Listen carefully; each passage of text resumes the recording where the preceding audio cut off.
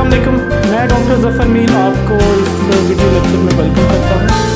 आज के लेक्चर के दो फेजेज़ हैं। एक पहले फेज़ में हम एक्सटर्नल वैलिडिटी से क्या मुराद है इसको देखेंगे, और सेकंड फेज़ में हम देखेंगे कौन कौन से थ्रेट्स हैं एक्सपेरिमेंटल रिसर्च की वैलिडिटी को, एक्सटर्नल वैलिडिटी को। तो बेसिकली एक्सपेरिमेंट के अंदर क्या होता है? एक्सपेरिमेंट के अंदर ये होता है कि आप कोई रिसर्च करते हैं, आप सैंपल सेलेक्ट करते हैं, उसको ट्रीटमेंट देते हैं और उसके बाद रिजल्ट्स देखते हैं। अब जो एक्सटर्नल वैलिडिटी है, ठीक है, हम ये क्लेम करते हैं कि ये जो रिजल्ट्स हैं ना एक्सपेरिमेंट के अंदर, ये इस ट्रीटमेंट की वजह से हैं। बाकी चीज़ों को या तो हम कंट्रोल करते हैं या कांस्टेंट कर लेते हैं। यानी एक्सपेरिमेंटल और कंट्रोल ग्रुप के लिए या तो चीज़ें कांस्टेंट कर लेते हैं या फिर हम उनको कंट्रोल करते हैं।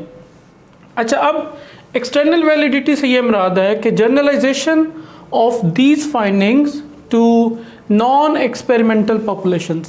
यानी ये तो एक्सपेरिमेंटल ग्रुप है जिसको आपने कंट्रोल किया हुआ है, जिसको आपने चीज़ों को, वेरिएबल्स को कांस्टेंट किया हुआ है कि ये रिजल्ट्स कंफाउंड ना हो।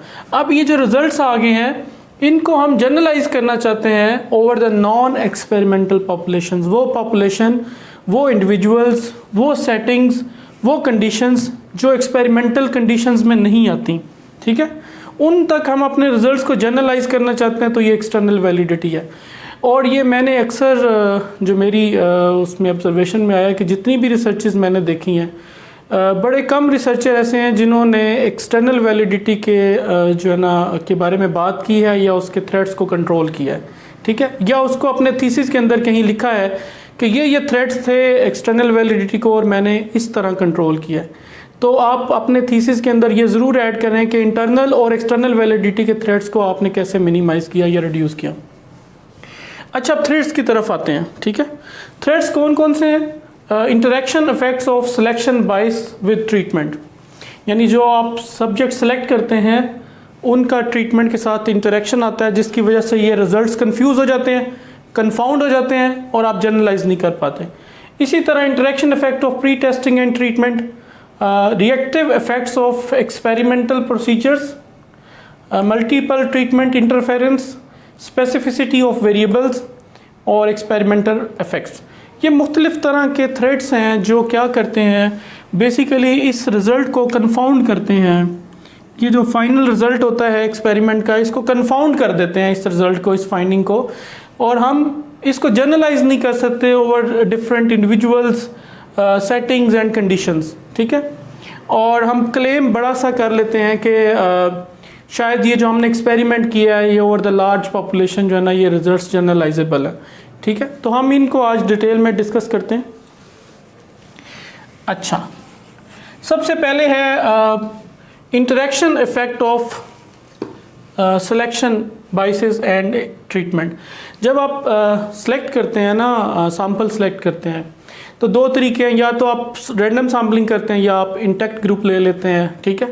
अब इनमें मसाइल क्या हैं? जब आप इंटेक्ट ग्रुप लेते हैं ना, रैंडमाइजेशन नहीं करते, तो वो जो स्टूडेंट्स होते हैं, चूँकि वो डिफरेंट सोशो इकोनॉमिक बैकग्राउंड के साथ होते हैं, उनकी लाइकिंग डिसलाइकिंग्स डिफरेंट होती हैं, उनके एटीट्यूड्स डिफरेंट होते हैं, ठीक है। बाज़ दफ़ा एक ग्रुप बहुत लाइक होता है, बाज़ दफ़ा एक ग्रुप मॉडरेट होता है, और बाज़ दफ़ा कोई ग्रुप जो है ना वो वीक स्टूडेंट्स का होता है। बाज़ का IQ लेवल डिफरेंट होता है और बाज़ का दूसरी क्लास का IQ लेवल डिफरेंट होता है। तो उससे होता क्या है कि ये जब आप डिफरेंट इस तरह के स्टूडेंट्स सेलेक्ट कर लेते हैं इंटेक्ट ग्रुप की सूरत में, तो वो ट्रीटमेंट के साथ उनका इफेक्ट आता है। जो इंटेलिजेंट स्टूडेंट्स हैं वो ट्रीटमेंट से ज़्यादा लर्न करते हैं और उनकी अचीवमेंट बढ़ जाती है, ठीक है। जिनका सोशो इकोनॉमिक बैकग्राउंड डिफरेंट है, जो पुअर हैं या रिच हैं, उनकी भी अचीवमेंट के लेवल्स बदल जाते हैं, ठीक है, ड्यूरिंग ट्रीटमेंट।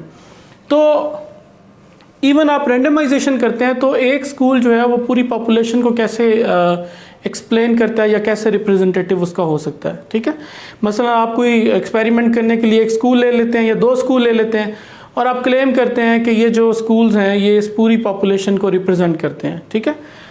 तो मुश्किल हो जाता है क्योंकि सारी पॉपुलेशन जो नॉन एक्सपेरिमेंटल पॉपुलेशन है, ठीक है, जैसे 7th ग्रेड के स्टूडेंट्स हैं, अब सारे 7th ग्रेड के स्टूडेंट्स एक जैसे नहीं हो सकते ना। जिस स्कूल से आपने डेटा लिया है उसमें जो स्टूडेंट्स हैं उनका सोशो इकोनॉमिक बैकग्राउंड, उनकी आईक्यू लेवल्स, उनकी स्टडी हैबिट्स, उनका एटीट्यूड टुवर्ड्स लर्निंग वो मुख्तलिफ होगा उन तमाम स्कूलों से जिनके ऊपर आप सारे 7th ग्रेड के ऊपर रिजल्ट्स को जनरलाइज कर रहे हैं। तो ये हमें बड़ा सोचना पड़ेगा कि जो हमारी जनरलाइजेबिलिटी है वो कितनी लिमिटेड है। ठीक है, हम ऐसे नहीं कह सकते कि ये जो रिजल्ट आए हैं ये सारे 7th ग्रेड के स्टूडेंट्स के ऊपर जनरलाइजेबल हैं। ठीक है, अच्छा, फिर इसके बाद प्री टेस्टिंग का इफेक्ट होता है। बाज़ दफ़ा जो आप प्री टेस्ट लेते हैं ना वो सेंसिटाइज कर देता है स्टूडेंट्स को कि अब ट्रीटमेंट कैसे होगी। जैसे अगर आप कोलैबोरेटिव टीचिंग करना चाहते हैं और आपने जो टेस्ट लिया है वो कुछ ऐसा है जिससे हमें कुछ स्टूडेंट्स को ये अंडरस्टैंडिंग डेवलप हुई है कि ये आगे ट्रीटमेंट जो है वो इस तरह की होगी, तो वो पहले से सेंसिटाइज हो जाते हैं और वो डिफरेंट बिहेव करते हैं ड्यूरिंग दैट ट्रीटमेंट। ठीक है, फिर इसी तरह जाहिर है प्री टेस्टिंग का इफेक्ट इस तरह भी आ जाता है कि टेस्ट में सवालात कैसे थे, टेस्ट टाइमिंग कैसे थी, या क्या सिनेरियो था, टेस्ट कब लिया गया। ठीक है, उनके डिफ़िकल्टी लेवल्स क्या थे, किन किन एरियाज़ में से सवालात हुए। तो ये प्री टेस्टिंग जो है ना ये इफेक्ट डालती है आपके रिजल्ट्स के ऊपर ना। ठीक है, कंफाउंड करती है और ये ट्रीटमेंट के साथ भी इंटरेक्ट कर जाती है क्योंकि स्टूडेंट्स सेंसिटाइज हो जाते हैं और वो ट्रीटमेंट पहले से ही फोर्स ही कर लेते हैं और उसमें डिफरेंट बिहेव करते हैं।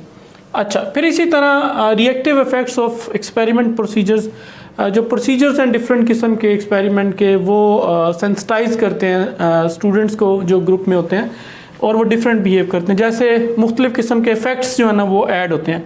Novelty effect, placebo effect, Henry effect, हॉर्थन इफेक्ट, ये मुख्तलिफ इफेक्ट्स हैं जो ऐड अप हो जाते हैं जब स्टूडेंट्स जो है ना वो ग्रुप एक्सपेरिमेंटल ग्रुप में होते हैं।